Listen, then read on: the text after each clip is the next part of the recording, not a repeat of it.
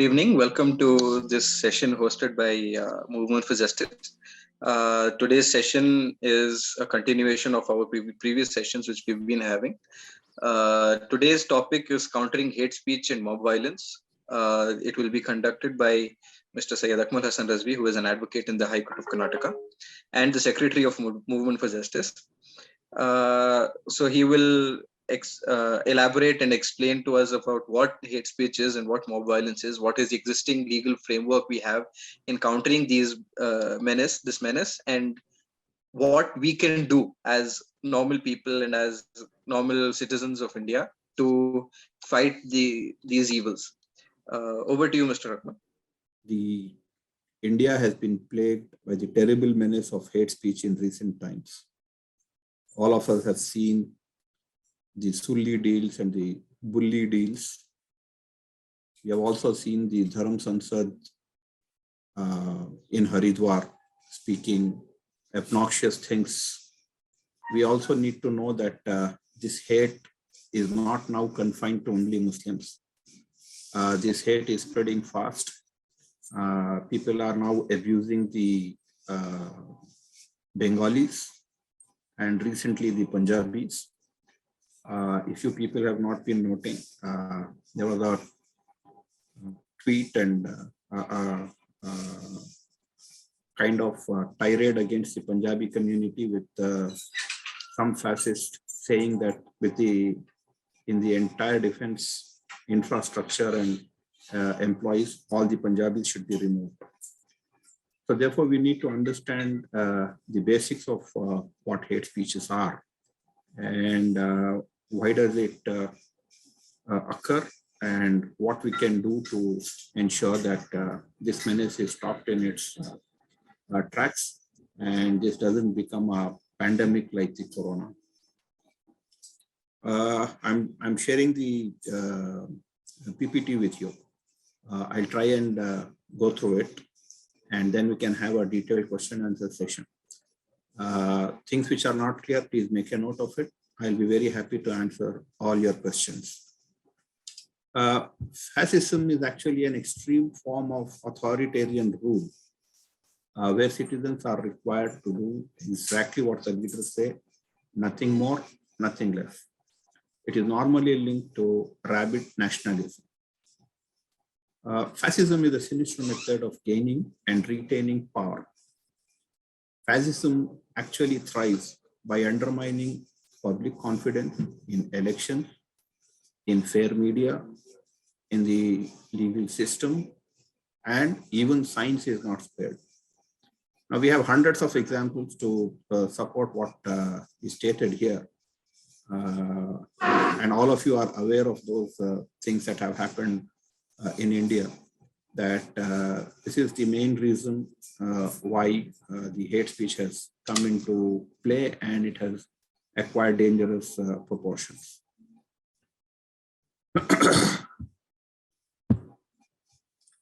Now, what are the attributes of a fascist? Now, a fascist is someone who identifies strongly with and claims to speak for a whole nation or group. It is not concerned with the right of the others and is willing to use whatever means are necessary, including violence, to achieve his or her goals.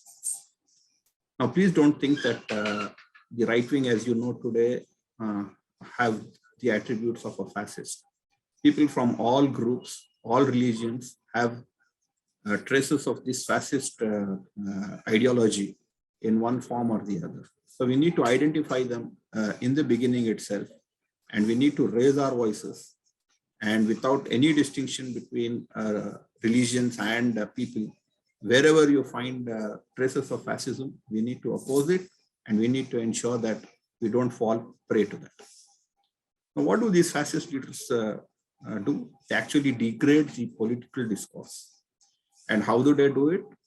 Absolutely. The main methodology they adopt is hate speech, inflammatory views on other religions and race. They continuously share and convince people with false narratives. They spread lies through the social media.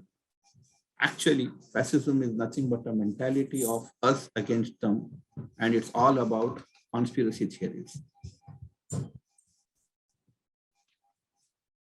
Now, they discredit the fair media by saying that they are enemy of the people. They threaten and lock up political rivals and people who do not subscribe to their ideology. You know what happened to the CAA protesters. You know what happened to people who stood up against NRC and CAA and all other incidents that have been happening throughout the country. The fascists spread mindless hyper-nationalistic sentiments. One of their other attributes is that they only seek people who share their opinion, and anything which is contrary to what they believe in, they are ridiculed. And anybody who doesn't agree with them, they are ridiculed.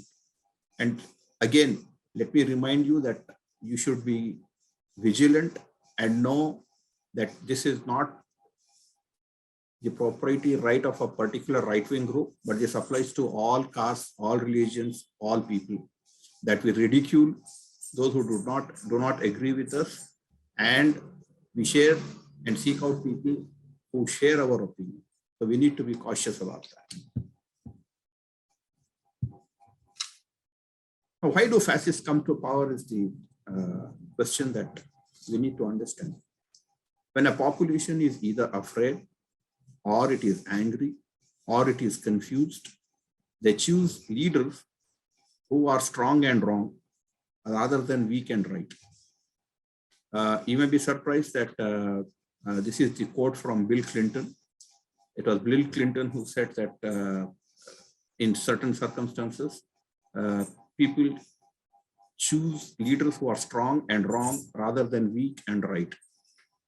Throughout history, demagogues have had great support since they are perceived to be more decisive and sure in their judgment.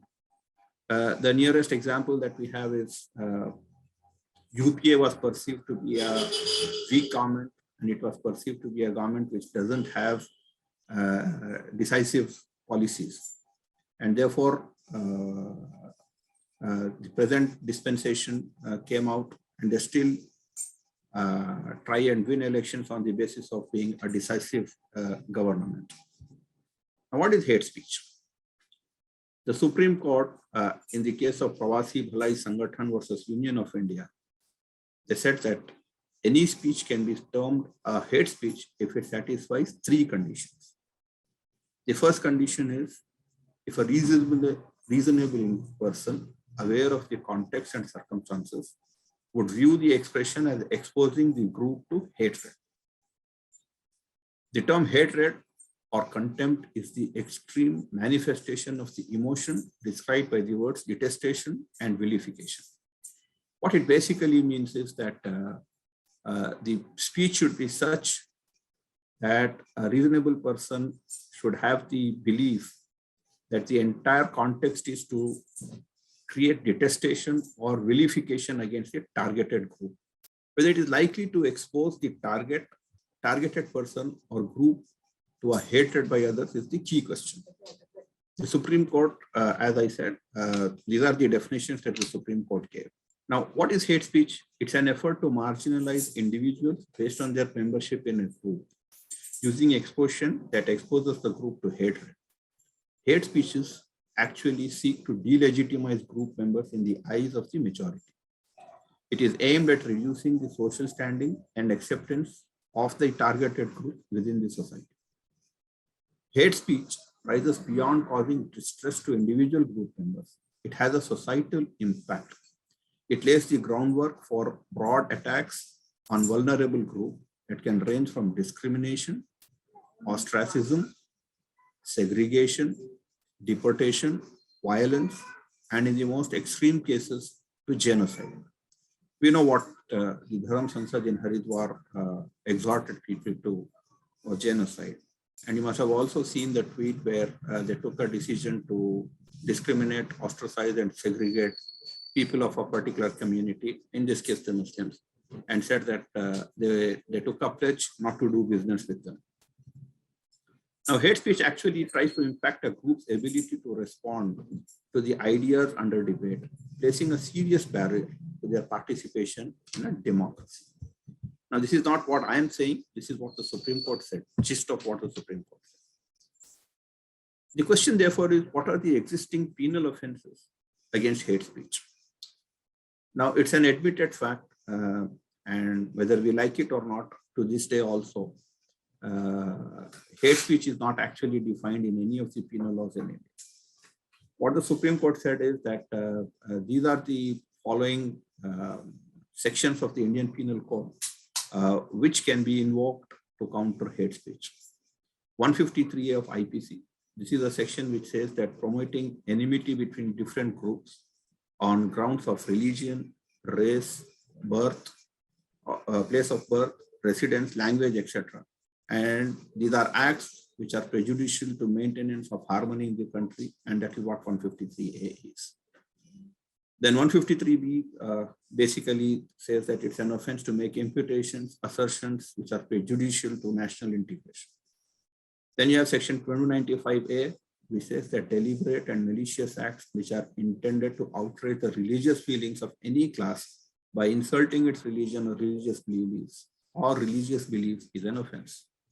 Section 29A says uttering words with deliberate intent to wound the religious feelings of any person amounts to an offense. Looking into the fact that there was no clear-cut definition of what a hate speech is, the Law Commission of India, which all of you must be aware, is a statutory body which makes recommendations to the government seeking to bring in new laws or to amend the existing laws. Now, what did they say? They said that we should define the hate speech in the following manner: that it is an incitement to violence, which cannot be the sole test for determining whether a speech amounts to hate speech or not. Even speech that does not incite violence has the potential of marginalizing a certain section of the society or individual. In the age of technology, the anonymity of internet allows a miscreant to easily spread false and offensive ideas. These ideas need not always incite violence, but they might perpetuate the discriminatory attitudes prevalent in the society.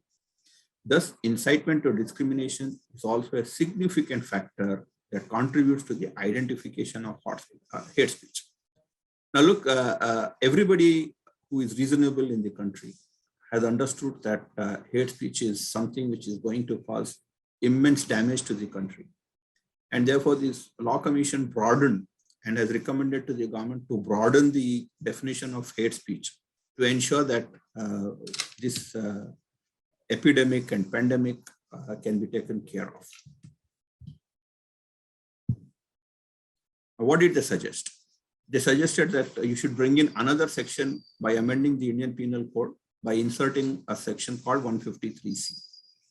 And their recommendation is that whoever on grounds of religion, race, caste or community, sex, gender, identity, sexual orientation, place of birth, residence, language, disability or tribe uses gravely threatening words, either spoken or written, signs, visible representations within the hearing or sight of a person with the intention to cause fear or alarm, or advocates hatred by words, either spoken or written, signs, visible representations that causes incitement to violence should be punished. You will have to pay attention to the fact that they have included so many things in it to ensure that nobody can take umbrage and say that this section doesn't cover this and therefore I have not committed an offense. Then they added another section which says that in public intentionally on ground of religion, race, caste, community, so and so, so and so, within the hearing shall be punished with imprisonment for which may extend to 1 year or fine up to 5,000 or both. Now, when this entire mob lynching was at its peak, there was a very important judgment by the Honorable Supreme Court of India in the celebrated case of Tyson Poonawalla versus Union of India. It's rather unfortunate that a majority of people in India did not pay attention to what the Supreme Court said. It has devised a complete mechanism to ensure that there are no mob violence and there is no hate speech. And if we had simply ensured that the judgment was implemented properly, probably we wouldn't have faced the situation that we are facing today. You will be actually surprised at how comprehensively this judgment deals with proper administrative mechanism to ensure that nothing of the sort, that is hate speech or mob lynching, happens. And even if it happens, how quickly and how substantially they have made provisions to ensure that the guilty are brought to justice. Now, what did they say in this judgment? No individual in his own capacity or as part of a group which within no time assumes the character of a mob can take law into his or their hands and deal with a person treating him as guilty. This is not only contrary to the paradigm of established legal principles in our legal system, but also inconceivable in a civilized society that respects the fundamental tenets of the rule of law. Now, what did they do? They issued certain guidelines which had to be implemented across India to tackle the menace of mob violence. They suggested preventive measures. Now, what were these preventive measures? It says that each state government shall form a task force for taking measures to prevent incidents of mob violence and lynching. They didn't stop at that. They said that this task force shall procure intelligence reports about the people who are likely to commit such crimes or who are involved in, I have highlighted that, please look into that, spreading hate speeches, provocative statements, and fake news. So what was the government supposed to do? Form a task force. The task force, what was their duty? They were supposed to collect intelligence reports about the people who are likely to commit. Please make a note of the language. It is not that after they have committed. He said people who are likely to commit, crimes which involve, who are involved in spreading hate speeches, provocative statements, and fake news. The next step they said is the state government shall immediately identify the districts, subdivisions, and or villages where instances of mob lynching and mob violence have been in the recent past, say in the last 5 years. So in the last 5 years, wherever there have been instances of lynching or mob violence, they directed the government to identify all those districts and all those subdivisions.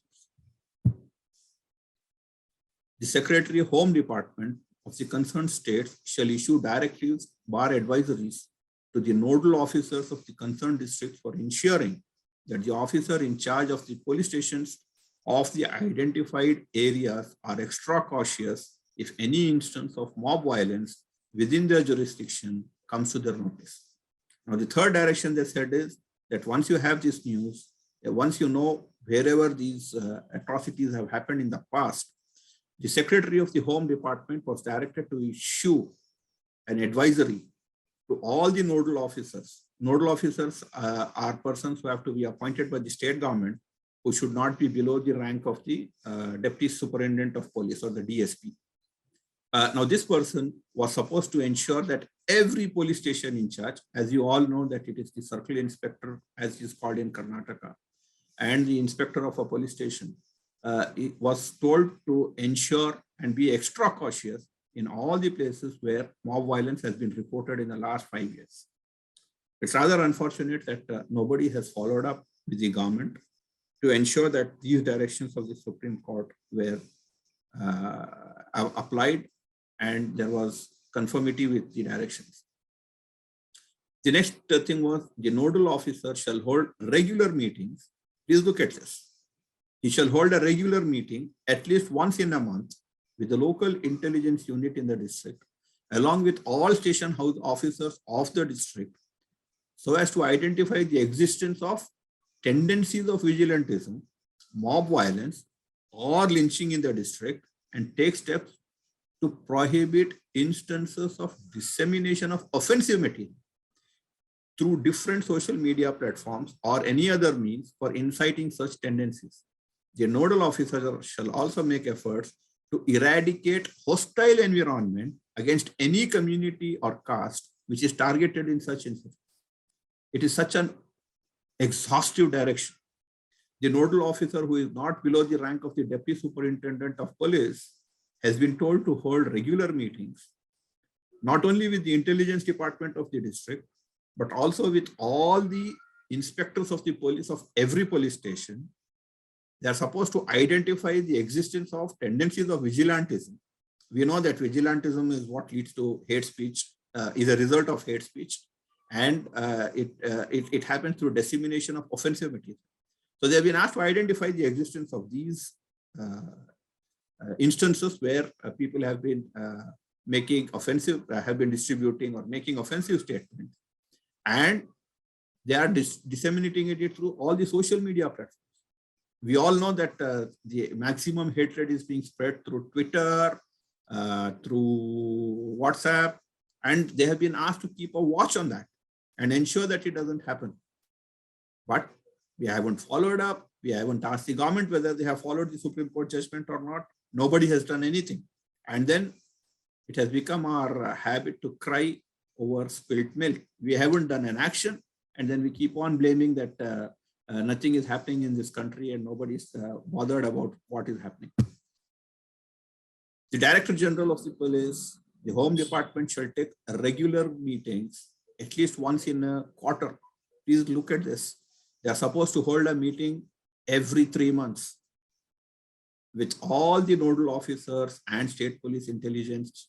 The nodal officers shall bring to the notice of the DGP any inter-district coordination issues for devising a strategy to tackle lynching and mob violence related issues at the state level.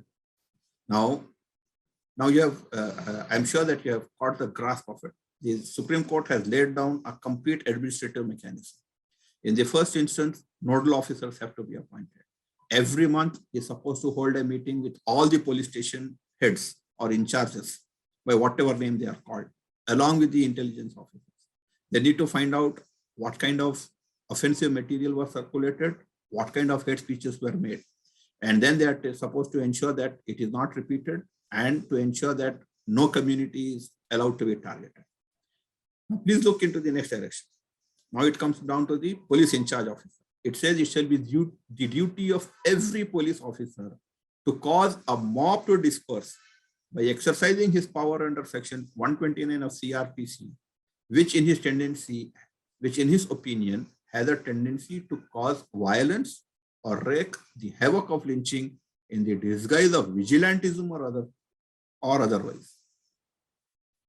Now, please imagine if the police officer is trained on his duty to ensure that any mob which is likely to commit a vigilantism or lynching, it is his duty to disperse that mob. And as all we know, the police officer has the power to use force to disperse a mob which is likely to cause any kind of mob vigilantism or lynching. Now, the Home Department of the Government of India must take initiative and work in coordination with the state government for sensitizing the law enforcement agencies by involving all the stakeholders to identify the measures for prevention of mob violence and lynching against any caste or community, and to implement the constitutional goal of social justice and the rule of law. Now, at the cost of repeating, let me again bring to your notice that it doesn't stop. The Supreme Court didn't stop at fixing the responsibility of one officer who can subsequently claim that he did his best, he sent an advisory, but nothing happened kind of a thing. It has understood that the entire administrative structure is based on the police station being the first unit, which is which has direct access to the public and which has the responsibility of maintaining peace in its area.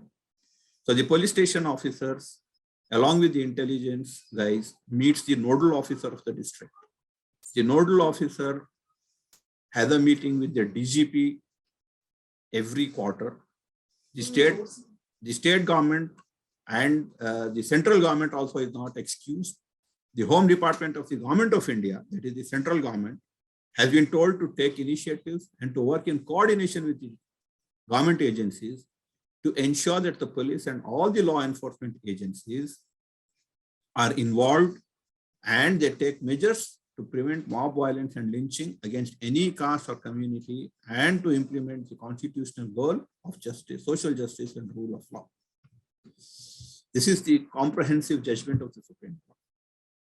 The Director General shall circular to the Superintendent of Police with regard to police patrolling in the sensitive areas, keeping in view the incidents of the past and the intelligence obtained by the Office of the Director General. All of you must be aware that the Director General is the police head of a state.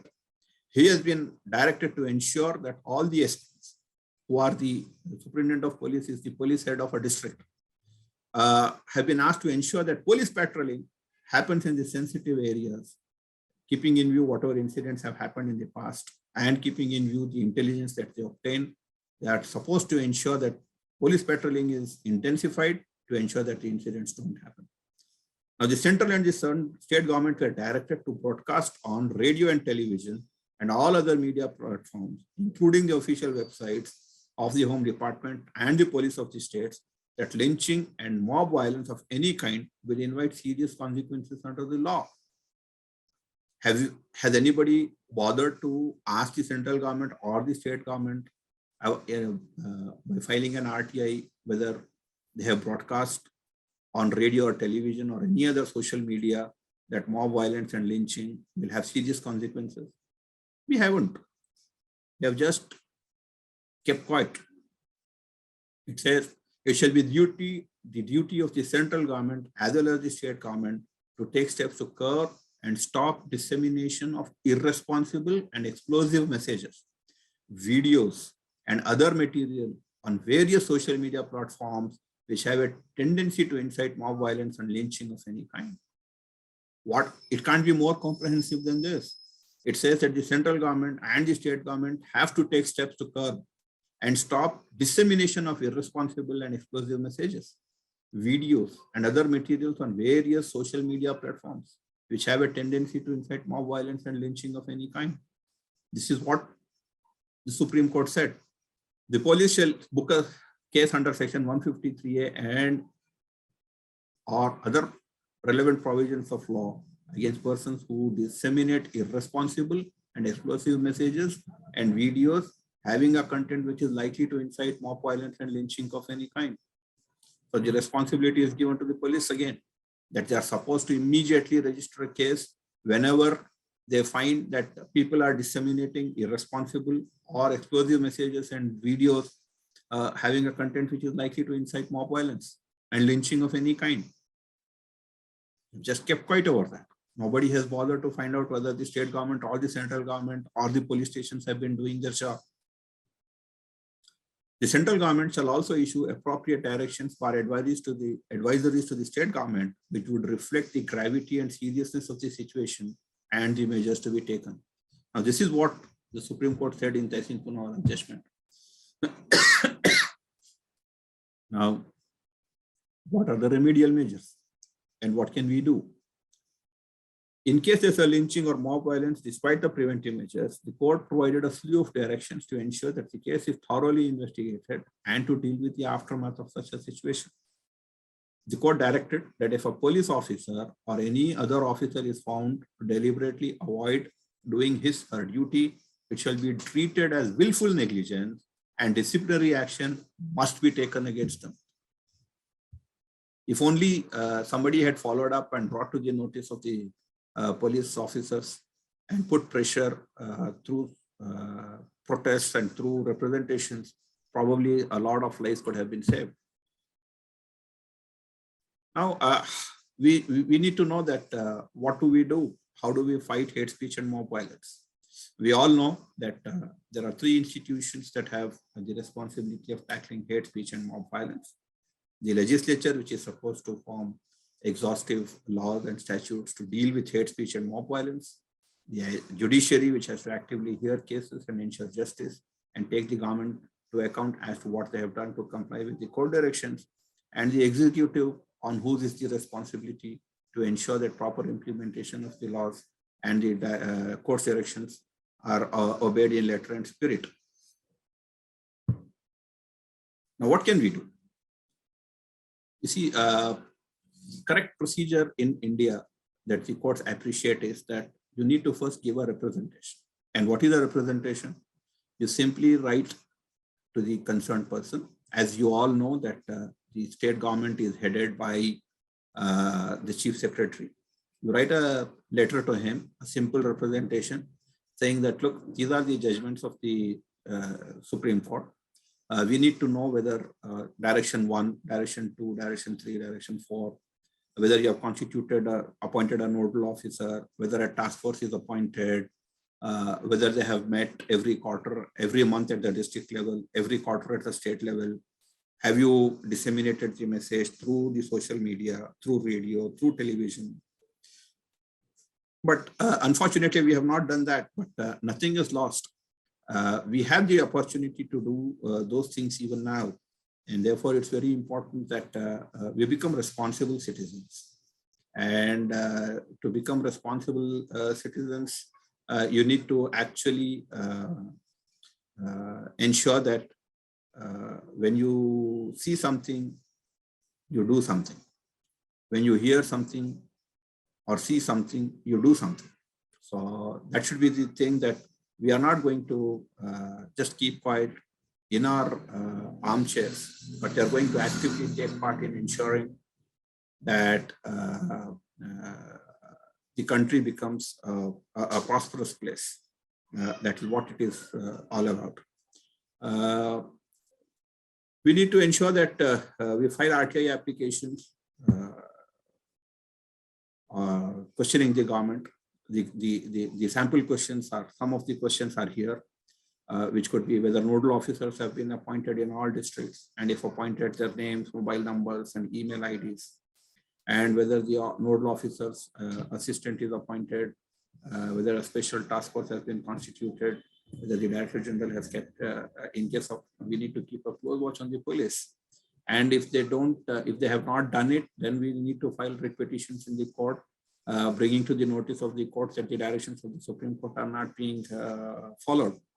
And the replies to the RTI would actually be a proof that the government has done or not done anything to follow the directions of the Supreme Court.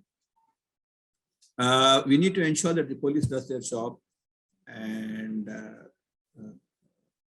there's compliance with the judgment of the Honorable Supreme Court in the Lynching case. Now, political activism is another place where we have often ignored political activism because in India, all middle-class, decent families from their birth are taught that politics is evil, politicians are evil. But you see, ultimately, if you want to make a change, and the change can come only if you are politically active. We are very good at sitting in our armchairs and criticizing the political parties. But ultimately, we do nothing about it. And we allow not people of high character to come into politics, but we allow the not so good among us to perpetuate their succession to the office and their dynastic politics. All of us need to be actively involved in politics if you really want to bring about a change. We need to ensure that we have the alternate politics which believes in the actual mantra for success of a country, which is that all of us need to believe that it is shared prosperity and shared freedom, which alone is actual nationalism, and not an agenda which is divisive and an agenda which makes people fight against one another. And what do the fascists hate? The fascists hate when you allow people to make different points of view and then come to a conclusion through mutual consultation. This is what the fascists don't like. That is why they rely on hate speech, and that is why they need to remain in power by ensuring that people fight amongst themselves, people don't like each other, and they know fully well that it is not good for the country, but that's the only way they can be in power. And therefore, it's very important for us to become politically active. And of course, the primary objective is to ensure that as of now, we start ensuring that the judgment of the Supreme Court in Tehsin Poonawala's case is followed by all the states and the central and the state governments, which alone will ensure that we have a peaceful country. Thank you very much for listening. I'm very happy to take any questions that we may have. Thank you. Now, if anybody has any questions, we'll take them. You can either send it in the chat box or you can raise your hand. We will unmute you. This is Naveed speaking. Am I audible? Yeah, sure. Please go ahead. All right. Akmal bhai, thank you. That was a very nice presentation. Regarding the points you brought up about RTI, what's the step forward? Let's say if I wanted to file an RTI, I don't have much knowledge on how to do it. What are the next steps? If you can just share which district you live in, our team will be very happy to send you a format of the RTI. Either Zishan or Mushtaq or Zahur will send it to you. You can either send an SMS or an email if you are in whichever district you are in. Because as I pointed out, these are district level, state level, and country level directions. And therefore, we need to, if you are, for instance, if you are in, say, Bijapur district, what you have to do is you have to write PIO, Superintendent of Police, Bijapur, and then you have to write your question, which would be, please give me the following details. Question number 1, has a nodal officer been appointed as per the judgment of the Tehsil Poonawala case? Then you can ask the second question, have the meetings been held with the intelligence and the police station in charges every month? Please give me the details of when the meeting was held. You can ask, were there any communal incidents in Bijapur in the last 5 years? And if so, whether the police has been patrolling it intensively as per the Supreme Court judgment. Now, these kind of questions have to be asked, but we can definitely help you. We can send you a draft. We can do both ways. What I'll do is I'll try and see if I can put up a format on the legal sessions with WhatsApp group. All you have to do is just fill up the detail from whichever district you are in. I'm Mohammed Bari from Mangalore. I have a question. What happens now when there is some hate speech and all? The common people in the area will be afraid of giving any complaints because they will be singled out and there will be some revenge and all. That's why can't we form a forum in all districts to fight these hate speeches and all? Being taking the center as Bangalore, why can't a forum can be formed all over the state in each district? The whole idea is that only, Berisa. The reason we are doing this meeting is to encourage people to have a forum. Plus, now you have to also understand that it is no longer important that you need to go to the police station to file a complaint. You can actually, sitting in your house, make an online complaint to the Superintendent of Police. And if people need some assistance or they are afraid to do it, you can send it to Movement for Justice. Inshallah, we will try and prepare that complaint. And if you give us the proof, we will forward it to the concerned police station. Mr. Barkat, you can unmute and ask. Yeah, thank you very much, sir. And first of all, thank you very much for arranging this nice and informative session. And my query is, I have filed RTI before for many other issues, and I have not got answers. So since RTI answering is taking time, so is it possible to submit a writ directly to court and asking them or requesting them to ask the same question to the government? There's a procedure prescribed. Even if you file a writ, the High Court is going to follow the procedure. And the procedure is pretty simple. The procedure is that if you don't get your answer in 30 days, you file a first appeal.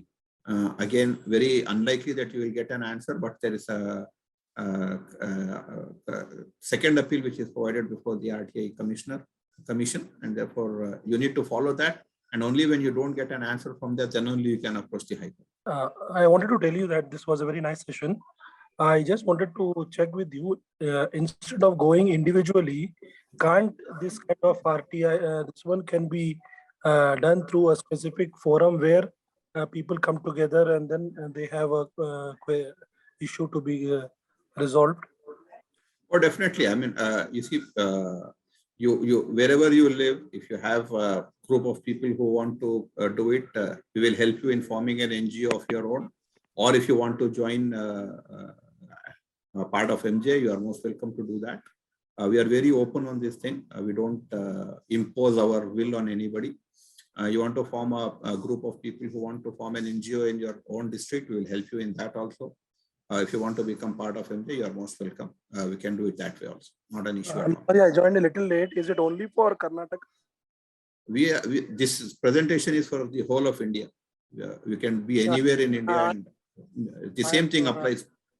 From Hyderabad, yeah. Wherever you are, the same thing applies. Okay. Thank you, sir. We'll be happy to join.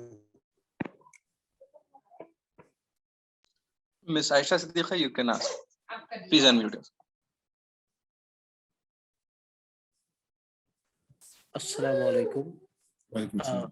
Her husband speaking. Sure. I have posted certain questions on your chat box. So should I read it out now? Please go ahead. Okay. Any training sessions for such activism and RTI applications? Right. Okay. You see, we have been doing this in all districts. We haven't been able to do it because of lockdown for the last 2 years. Okay. We are more than happy to send our volunteers who have done a wonderful job in training people on how to file RTIs, how to address letters to the police station, how to send representation. So if you are interested in that, you can contact Mustaq Saab or Samir Saab. And it can be done either online, it can be done offline. If even online, we are more than willing to do.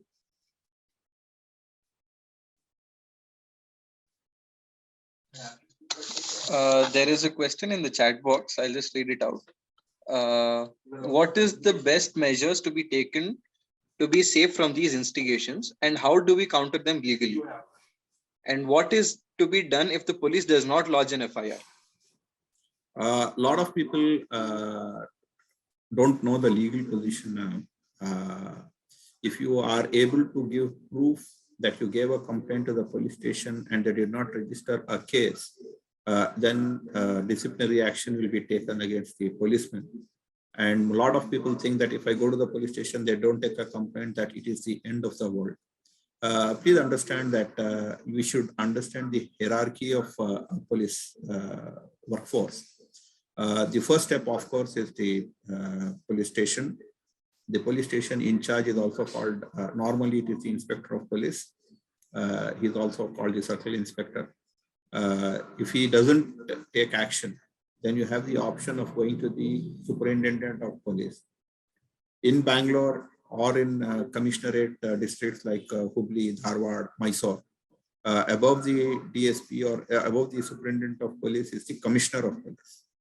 And in districts above the superintendent of police, then you can contact the concerned Director General, ADG, and the DG of police.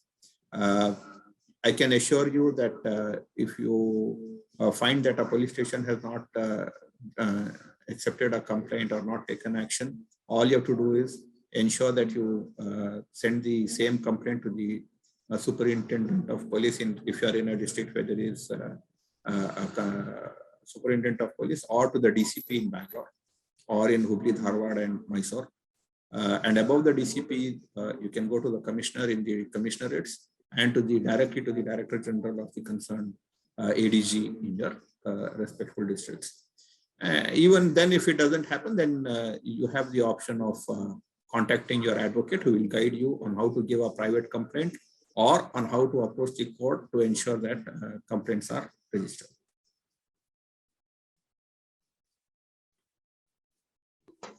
Mr. Barkat Khan, you can unmute and ask. Yeah, thank you, sir. Sir, before we have arranged an RTI session in Hyderabad, I am from Hyderabad, and Mr. Anis, who just now asked the question, he has also attended this. So, if anybody wants to take any training or learning from Hyderabad, they can contact me. I have given my number there. And my question is, sir, do you have any WhatsApp group of legal awareness national-wise where we can coordinate each other? We have a WhatsApp group whose link I think Zishan has just now shared. What we do in this legal session WhatsApp group is allow people to ask real questions, and we try and answer all questions, whether it relates to inheritance, whether it relates to atrocities on women, whether it relates to marriage, divorce, or whatever. The only thing is that we have tried to ensure that we don't become another WhatsApp group with forwards and with irrelevant things. Our community guidelines, which we will try and give it to you in detail, is simple. You have a genuine problem, you want to be trained. If you are willing to get trained online, we are more than willing to help you. We have got resources who have done this for several years now, who are very well versed with RTI and how to file complaints and how to ensure that your complaints, if not heard, what remedial actions have to be taken. You can post your requirement in the WhatsApp group. Inshallah, we will take care of it.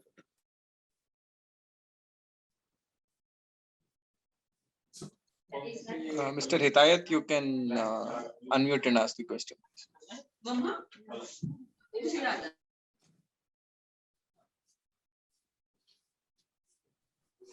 Assalamu alaikum, sir. Akmal sir, one way we can ensure that the functioning of the nodal officers against this hate speech through RTA, but how can we ensure that they are functioning judiciously across all the communities?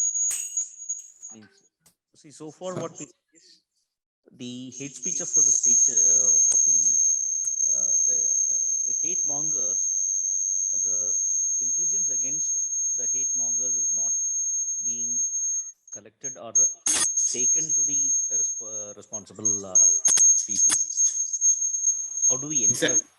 Exactly, that's the point. The thing is that we haven't followed up. We don't know whether they are doing it or not. We don't even know whether there's a nodal officer appointed or not. Therefore, this is the right time to wake up and start ensuring that we become part of a democracy. And democracy entails rule of law. And rule of law means that every officer appointed by the government, the entire bureaucracy, starting from the police constable to the DG of police and the chief minister in a state and the prime minister in the country, adhere to the principles laid down by the Supreme Court. Now, we need to ensure that if somebody has not done it and an incident happens, then there's a thorough inquiry which can be done through the court, directing those people to inquire why the incident happened despite such a detailed judgment by the Honorable Supreme Court in the Tehsil Poonawalla case. Your issue, we can deal with it only when we start getting the details and we start collecting the data, whether there's a nodal officer or not, whether they had a meeting or not, whether they have identified certain districts to be prone to these kind of things. It's only then that we can take a call, and wherever we find that it is not being obeyed, we need to go to the High Court, file a writ petition, tell the court that this is what has happened. This is the representation we gave. These are the questions we asked. This is the reply they have given. In spite of that, this has happened. Therefore, you please ensure and please direct them to ensure that the culprits are brought to book and intelligence reports are collected in time and action is taken. Right now, we are not even on the first stage of fixing accountability, which is to find out whether the directions have been complied at the base level, that is appointment of a nodal officer and the other things.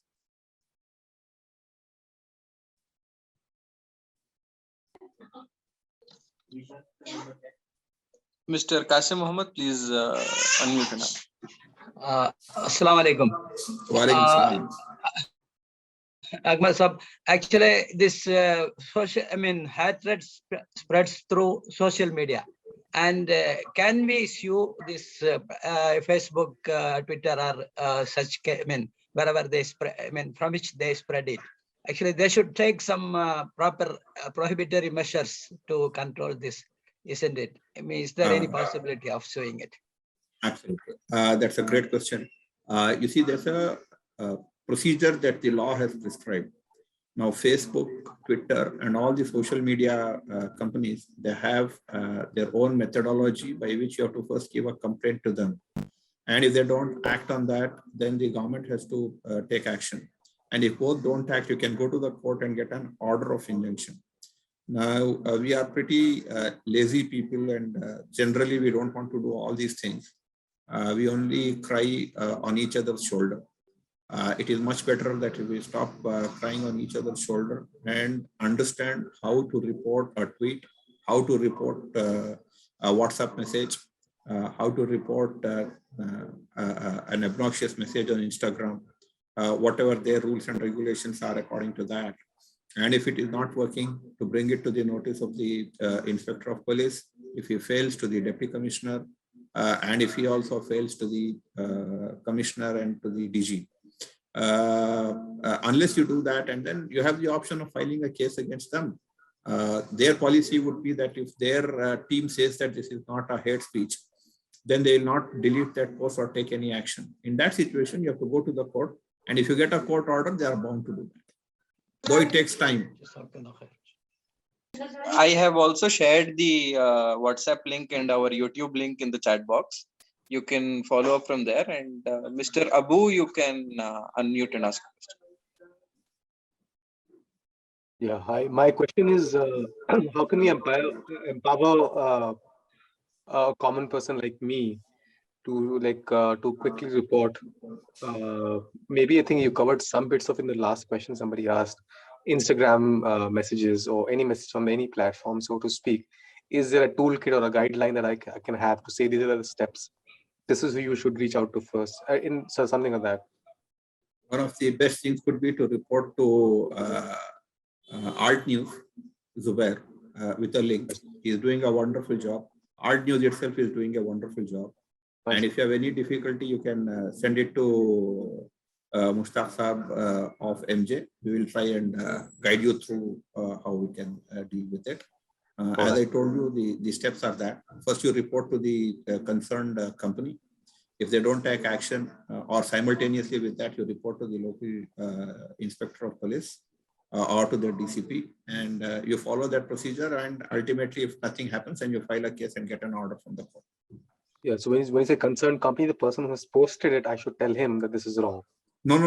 Twitter has its own policy of how to report that tweet. Instagram has its own policies of how and who in Instagram has to be contacted. There's no point in speaking to that guy. That guy will be very happy because it's going to become viral. Yeah. So because I think I've tried to report, but it doesn't seem to work at all. I've tried to. And that's okay. You see, if it doesn't report, you just go to the police station and report to them. I see. And if they don't do it, the superintendent of police in a district, and then the superior officers one after the other. And if nothing works, we go to the court. It must be a little stupid question to ask you. When you have to file an FIR at the police station, do you have to give it in writing, or can you verbally file an FIR? Legally, you can file it verbally, but the difficulty with that is if he doesn't take action, you don't have proof that you tried and approached him. And therefore, it is much better to give it in writing. Jazakallah khair. Thank you very much. Ji, Mr. Mintarajan, you can unmute. Assalamu alaikum warahmatullahi wabarakatuh. Akmal sir, there is a message for me. I think sometime about 5 days back.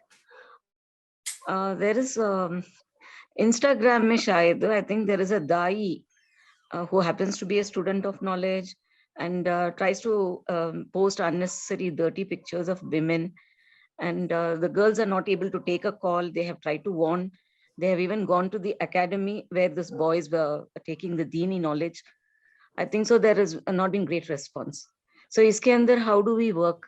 I mean, what step can we take? I think we should have zero tolerance for people who disrespect women or who post these kind of messages. If he's not listening, file an FIR. I have no sympathy for people. It doesn't matter to which community, which race, which religion he follows. There should be zero tolerance for people who disrespect women. Oh, harassment take taraf, and the one thing is he's harassing them on this one Instagram. Another thing is counter kuch ye karne gaye to he tries to say I have a lot of rowdies in my pocket and things like that. He's a da'i. Again, I'm referring that word. He's a caller to Islam. It doesn't matter. You see, fear is the method by which these people keep on spreading those kind of stupid things. I think people should have enough belief in their Lord. They should have the courage and they should give a complaint against him. It doesn't matter whether he's a da'i or he's whatever. Okay. But then are we able to help in this matter if I get all the details? Absolutely. Like I can share your number with that two sisters who have called me. You please share it with Mushtaq sir. Mushtaq sir will take the details and he'll get in touch. Theek. Yeah, inshallah. Jazakallah. Assalamu alaikum. Wa alaikum salam. If I were to, if some underprivileged person was facing any atrocity and he asks help from me, I happen to be a passerby or something like that. I happen to see an incident. And as a third party, can I file FIR or etc. go as per the legal proceedings? Or is it required that that same person who's affected give the complaint, etc.? You see, it is your responsibility to bring to the police if you find that any crime is being committed. But the golden rule is that unless the person is willing to take the courage, if he doesn't have the courage, what happens is that you give a complaint, that fellow later comes and says, no sir, nothing happened under pressure. Then you are proved to be a liar. This is how the police will treat it. So it is much better to offer him help. And only when he has the courage, then to go to the police station. But of course, this doesn't mean that you can allow somebody to be beaten up and murdered. Your job is to simply call 100 and report that something is happening, or get the Hoysala number and call the Hoysala van. They'll come and sort it out.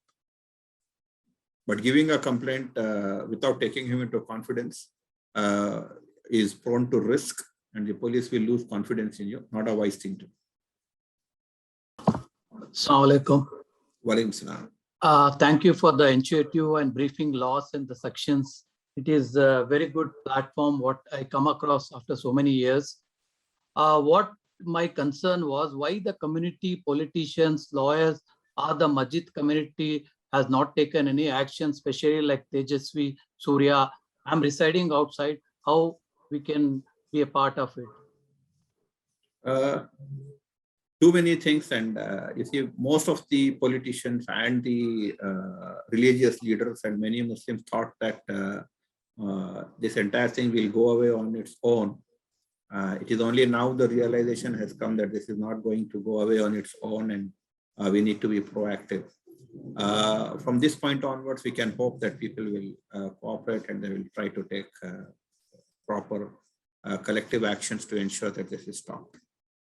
And like cases like the Haridwar hate assembly, can someone file case from Bangalore? The FIR is already registered. The rule is that the police station within which the incident happened is the place where the investigation should go on, unless it was done on YouTube. If I, for instance, now that I'm giving a talk here, which is on Zoom, and probably it will be there on YouTube subsequently. And now if that speech is found to be defamatory, or it amounts to any kind of hate speech, then action can be taken against me anywhere in India. But what happened in the confines of a room in Haridwar, it is very unlikely that a complaint from Bangalore will be entertained. The correct thing to do would be what the 76 lawyers have done by writing to the Supreme Court, they're asking them to take cognizance and ensure that a proper fair inquiry is conducted into the incidents in Haridwar. That's the legal issue. Because only the police station which has jurisdiction can investigate the case, unless it is transferred to some other police station, either by the superior police officer or by the court. Please understand that it is within the power of the senior police officer to transfer the case from one police station to the other. And it is for the courts to transfer the case from one state to the other state. Thank you. My last question is it possible to take up case against Tejasvi Surya, which he had done hate speeches during COVID, everything? What we can do for this? If you don't stop this guy, he will be going on. I mean, he is sobered down a lot, but you also have to understand that criminal cases, the golden rule is that it has to be reported as soon as possible.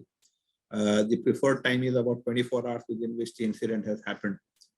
Criminal law looks down upon people who come late and try to give a complaint, because the understanding is that you want to fix him at a later point of time. So the courts don't like a complaint to be given late.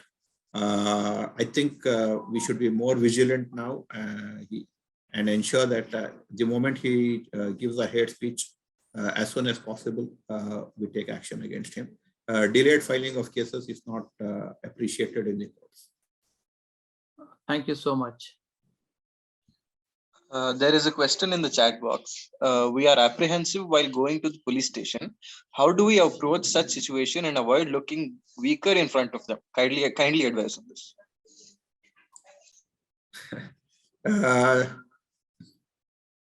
Forward the complaint to MJ or form a NGO within wherever you stay, and let it be a collective decision to go to the police station, so that you don't have the fear and you are not left alone. Akmal sir, I wanted to check with you about this RTI filing. Individually, do you think it will work out better, or should we form a group and send it across? It doesn't matter, because you're simply asking whether the Supreme Court judgment has been implemented or not. If you find the courage to do it individually, do it individually. If you are a little apprehensive, please contact a group. Even we can help you in doing that. Because my क्यों ये सवाल पूछ रही हूँ बोले तो we had done this RTI filing from MJ when we were dealing with this Human Rights Commission. So उसमें क्या है, every time they would advise me to first put it individually one side, at the same time go through collectively and hand it over to them. So MJ के तरफ से एक full एक bunch जाता था. So I had that doubt. That's why I wanted to clarify. That's okay. Another question in the chat box. Has Movement for Justice filed any RTIs in Bangalore? What was the outcome? We haven't yet filed any RTI on this. Our representation is ready.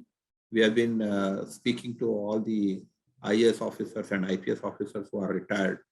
2 officers have now come forward to send the representation to the Chief Secretary, asking him about the compliance of the judgment in Tehsin Poonawala's case. The advice that these 2 officers gave was that they would try and reach out to a few more officers, and therefore we have put it on hold for the next 3-4 days. Inshallah, in the next 3-4 days, these 2 officers are willing to sign, and we will be sending that representation to the Chief Secretary in the next 3-4 days. Hello, Assalamualaikum, sir. Thank you for the insights. See, my question is this: the hatred is not just for Muslims; it is for Dalits, it's for Christians, it's for anyone who is against the ideology that they stand for, right? So I see in this forum it is all Muslims. So why don't we unite with other communities, like work with Christians, work with Dalits, and it will be much more stronger. That's my suggestion. Yeah, we are always open to it. We are. There were a few non-Muslims who had joined here. They are not here right now, but they joined in the beginning. They were here for some time. We have no issues, absolutely. We are as Movement for Justice, we have a pretty decent working relationship with many NGOs. We have an annual meeting with them. More than willing to work, they also work with us. That's great. But of course, as you rightly pointed out, we need to deepen that involvement and take them on board. You're right on that. Yes. Question here is like, as a country, we have good laws. I mean, the laws are defined, well defined. The problem is the system as such. I mean, from the top level to the police level, they're working as a system in a very organized way. And as you rightly said, we have to use the system, use the RTI, and try to use the system and follow it up. And that's a message for everyone, including myself, right? How do we work with the system and address these things? So the implementation is failing. We all know that there are rules, but implementation is failing. But from citizens, we are failing as well. We are not asking the things. But what is the Supreme Court doing? They have given a judgment in 2017.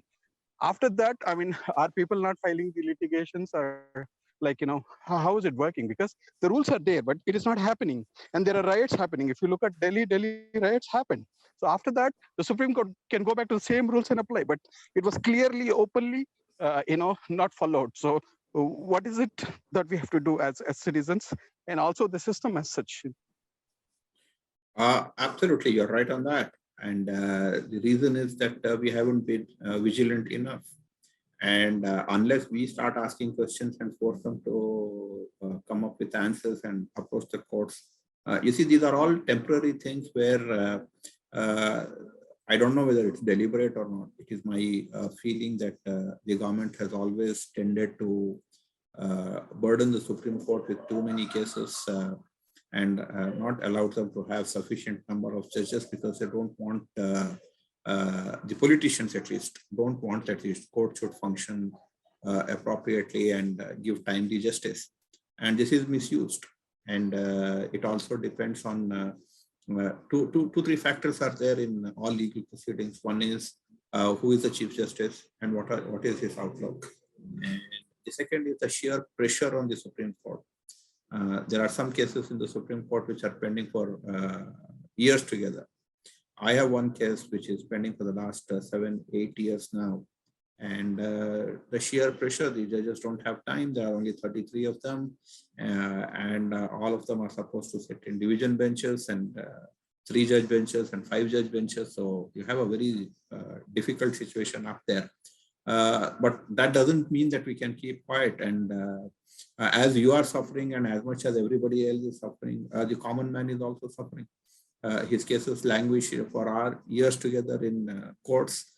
And by the time justice comes, it's his children, and many instances, the grandchildren who have the benefit of the judgment, if at all it is done in their favor. So these are challenges, but please don't think that it is a challenge only for the particular community. This is a challenge for all the Indians, unless you are super, super rich, in which case you are able to move the machines fast. And the machinery seems to work for the super, super rich. So these are issues. We'll have to deal with it. We'll have to have patience. And we need to get out of the siege mentality, thinking that it only happens to you. It doesn't happen only to you. It happens to everybody. And the faster we realize that, the better it is. There is a question in the chat box. Is there any limit on the FIR pages? There is no limit on any on the FIR pages. Ms. Mintrajan, you can please unmute. Atmal sir, the recent Maulana ka jo problem hua tha Mysore ke, Darul Qaza, they just suspended the man for all his misbehavior. But do you think that was justifiable? What kind of punishment was meted out? Nothing was known to any of us. Darul Qaza just suspended him from his services. But then what action? Because the victim did not complain to the police. Nobody prevented them from complaining. Why are you blaming the system for that? System ki baat nahi. I think the lady has taken the recording and she has given the recording. It went on to some TV channels and all that. Correct. But did she go to the police station? She didn't. So if you don't go to the police station and then you cry, what can anybody do? So masjid mein they can only do the suspension, is it? They don't have their internal rules? No. How can they have any internal rules? That's the job of the police. I don't know. That is why I'm asking you. No. They can't do anything except suspend or remove. Okay.